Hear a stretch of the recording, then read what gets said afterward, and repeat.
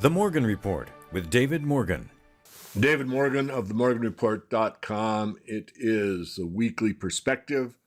Well, let's get right into it. Of course, this is the week ending the 18th of February, 2022. I'm doing this one on the 19th. I usually do it on Friday. I'm doing this on Saturday. So let's dive into the stock market with rising tensions around the world with the Russian quote unquote invasion of Ukraine. Investors are selling stocks around the world and buying gold, which is, of course, viewed as a traditional safe haven in times of global tensions. And if you want to take a look, you can look at several things. I'm looking at the SPDR, the Gold Shares ETF GLD, and it gapped up, and it is sitting at the strongest level in 8 months, heading toward a test of highs reached last spring, and we saw some prints over 1,900 in US dollar terms. So gold's basically doing its job, and will the gap be filled? Yeah, probably, most likely. But the idea is that we're seeing a reversal of trends here. Is it temporary, long term? I would argue it's probably long term. So now that we've covered the stock market, let's go into the blog here. Remember to sign up for the free letter. If I get taken off of YouTube or whatever other platform, I am on Odyssey. If you just go to Odyssey and type in the Morgan Report, you'll probably find us. I do believe we're on a couple other alternative sites besides YouTube, but so far YouTube has only docked me a few times, and I'm still there for whatever reason. So on our blog for this week, did one of the Rafi, more in a personal nature. Some people liked it, some didn't. Silver stocks, silver, and Bitcoin. Most recent, and there are a couple that will be coming soon. One's with John Perez called the Bitcoin Apocalypse. Catchy title, obviously. And I want to just zoom on over to our Twitter feed here. And I've posted quite a bit of stuff on the channel. So I'm not going to read every one of these to you. This is one of my favorites here. This is one I found, I think, on YouTube.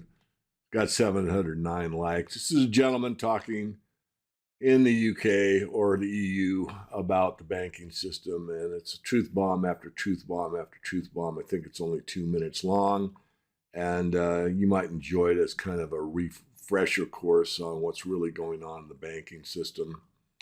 I did a lot of retweets of the crypto whale talking about what's happening. My only comment, not on the crypto whale, but on things that are very, very hard for some of the crypto space to believe, is what's gone on in Canada, where, as we've been talking about on TMR and many other places, that the social credit store is alive and well in North America. And there's nothing that proves that better than what's happened with the politically incorrect view on this peaceful demonstration in Canada, where people have had their bank accounts closed or seized, or let's say shut off for a while, and also crypto wallets. So I just want to make sure that people understand that the best DeFi, decentralized finance, that exists is physical metal. And I've also stressed in one of my videos what I think is the best method to take some of your funds outside the banking system. So this is a video that I did with Daniela Cambone some time ago. When was it? August 25th of last year. The title of this is Banks to Seize Your Money in Coming Financial Crisis. And as you can see, I guess I just said 1.5 million views. It's pretty popular. It's all about bail-ins.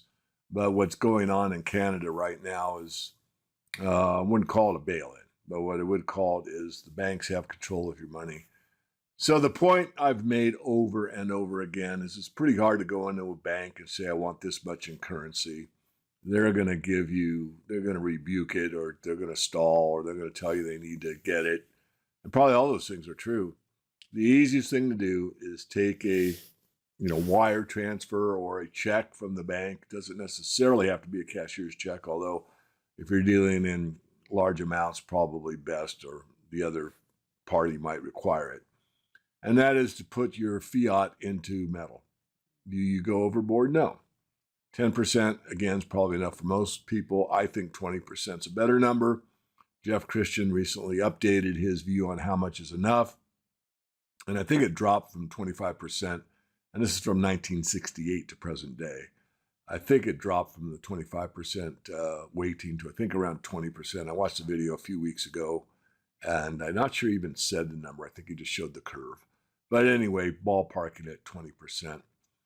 And if you did that, then you would have, money that's been around forever, and it would be outside the system, unlike some of these that are purportedly outside the system. So if you haven't watched this video about bail-ins, banks to seize your money in the coming financial crisis, you might want to give it a look. I'm not trying to promote myself. Yes, I did the interview, but I also did it to warn people. And here we are. And believe me, what Canada's doing, what Australia's doing, what Austria's doing, what's going on in these other jurisdictions is really a precursor for what the global elitists want to do planet-wide. So please don't think that, this stand in Canada could be really, from my perspective, it's my weekly perspective, could be something that would go down in history as a now or never event. Now, it's always hard to forecast, especially in the geopolitical realm, but both sides are kind of digging in, and the outcome still, in my view, remains to be determined. And let me digress for a moment. I want to dedicate this weekly perspective to Richard Daughty, the Mogambo Guru. He died early in the month on, I think it was the 9th or 10th of February. I got to know him. He was, I think, our first invite as an outside speaker on the second Silver Summit over in Coeur d'Alene. And he just rocked it. And we have a clip from, maybe it was that event, probably was, that we will splice into this weekly perspective. Still has stuff up on the web. I just typed in Mogambo Guru, Bill Bonner, and he wrote for the Daily Reckoning quite often. And I think he was one of the best. Not only was his perspectives very clear, they were very easy to understand, and he had one thing that I don't have a lot of, and that's humor. Very funny, but the humor really brought the point home to a lot of people that might not have caught the message as easily. So we'll miss you. It was great to spend time with you. Well-rounded guy. Just can't say enough about him. Did I know him really, really well? No, but I got fairly close to him. And kind of like a Bix Weir from the aspect that he was a musician, and he certainly knew how to let his hair down and have fun. So diving deeper into gold, interesting perspective here is that the Asian gold buyers, Asia, India, are basically holding off purchases with the spike up, which is typical. I mean, they're a little bit smarter buyers than the North Americans. I say that carefully. But they're usually pretty savvy about waiting. But this do not think this will be a runaway market at this point, but I do think we could see one. We could see one this year. I won't mix my words. It's possible. I think this is a very good article on the visual capitalist for everyone, just to kind of take a deep breath and a longer term view. And, all this talk about interest rates, which I've gone over ad infinitum, but here it is in graphic form and spelled out in just a couple of sentences. So, gold historically underperforms leading up to interest rate hikes. You can see it graphically here, the underperformance. And then after interest rate hikes, gold has historically outperformed both U.S. equities and the U.S. dollar. So you get the dip and then you get the rip. And I think you could take that graph, which is historic, and you could probably up it in terms of percentages. Because when the run to gold starts this time, I believe it's going to be pretty epic. And of course, I'm biased. I've been a gold bug my whole life. I've studied money my whole life. I've looked at these financial collapses. I've, went through, as many of you know, listen to me, the collapse of complex societies, and on it goes. But never have we had a reserve currency for the whole world until the U.S. dollar in Bretton Woods, and a collapse that's going to be global. And that doesn't mean everything burns to the ground. It doesn't mean the end of society. It doesn't mean the end of the world. But what it does mean is a rebalancing and the overused word reset. And a lot of things reset, and one of them is what's valuable. Food will be very valuable because we have to have it, and it will cost a lot. The precious metals will probably keep you in good stead as far as being able to purchase things that you might not otherwise do. Again, you don't have to go overboard. 10, 20% is probably enough if you can get it. And I know that sounds as an exaggeration, but let me explain. I just got off the phone with Bill Holter earlier today. And Bill had a conversation with Chris Marcus of Arcadia Economics. And Bill explained that he had a pretty significant order on the retail side, $4 million. And of that $4 million, half of it went into numismatic coins, gold, I'm sure, and the other half went into silver bags, junk silver or constitutional silver, pre-1965, so 1964 or earlier, 90% silver coins. At one time on the futures market, there was both a bag market and a bullion market. And that lasted for some years, and then it was closed down because a lot of the bags were getting melted into bars. And I think we're now at a point where there just isn't that much junk silver around anymore. Or certainly what is around is held in strong hands. So what Bill told me was that it took 3 wholesalers to fill the order for junk constitutional bag silver. And it also wiped out, I guess, a dealer or so on the gold side for Numis. And this is a point where we're just seeing increased tensions with Russia and Ukraine feed into the monetary system where the stock market's coming down and gold's starting to take off. I say starting to take off, really, because it's been in this range for a long time, as most of you know. So I would certainly suggest to anybody that's underweighted to jump in here. If you think it's going to get a big pullback and the paper pushers are going to be able to drive it down, I'll go along with that. It's possible. However, it's better to have half a loaf of bread than no bread, which means if you do think that you're going to get a better buying opportunity, but you are underweighted or have none, or you take my suggestion about diversifying into hard assets, really hard assets that are really decentralized, that you really control and you really have, then you could make a bank transfer and put something close at hand. And by doing that, you certainly put yourself in better financial conditions. I would suggest do half of it now. Don't wait for a pullback. Don't get technically correct. Don't overthink it. Just do it. And then wait. And if you get a big pullback, you can add and get your full loaf of bread. And if it takes off from here, you may not want to chase the market, but at least you had the foresight, guts, and inertia to go ahead and get into the market when it may be taking off. I don't know. It certainly has pretty good volume, and certainly the geopolitical background is strong enough for people to want to move into it. And the Ukraine-Russia thing is certainly an impetus. But what's a bigger one is what the Canadian government is doing to their citizenry that's socially incorrect. And that, I think, is a bigger red flag than even the tensions, let's say, between Russia and Ukraine. All right, I'm going to give you one article on silver, and then we'll take a look at the Mogambo. And again, my shout out to Mogambo's family. Anyone that ever met him or read him just really, I think, will be touched by the fact that he's no longer with us. And he had an impact on a lot of lives. I have a friend that I met in Las Vegas. I've had a friendship for years. And he was a huge fan of Mogambo. Many people really, really enjoyed him. And I said before, his sense of humor just made it more fun. In a rather interesting topic, of course, money. Everyone's interested in money. So here's an article from Market Watch. Silver has been stuck at lower prices. It may be time to buy. You think? What a great title.